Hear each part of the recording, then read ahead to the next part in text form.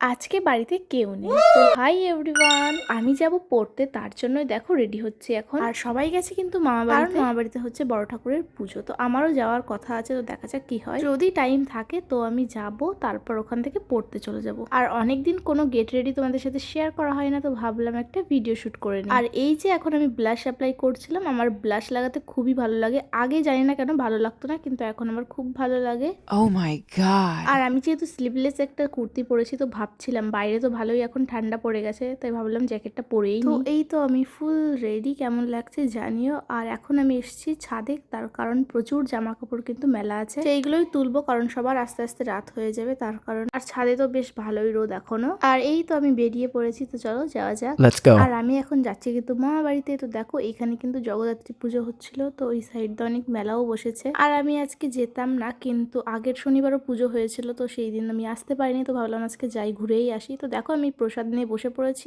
আর এইখানে আছে কিন্তু চিন্নি প্রসাদ, আর এইটা আমার খেতে ভালো লাগে না, তাই আমি মিষ্টি নিয়ে বসেছি। তারপর চলে আসি রোডে, আর আমার মা বাড়ি তো রোডের পাশেই। তো দেখো একটা অটো পাচ্ছিলাম না, তারপর চলে আসি সোজা পড়তে। ছুটি হয়ে গেল, তো আমি এখন বাড়িতে চলে যাব। তো আজকের এই ছোট মিনি ব্লগটা কেমন লাগলো জানিয়ে, তো চলো বাই।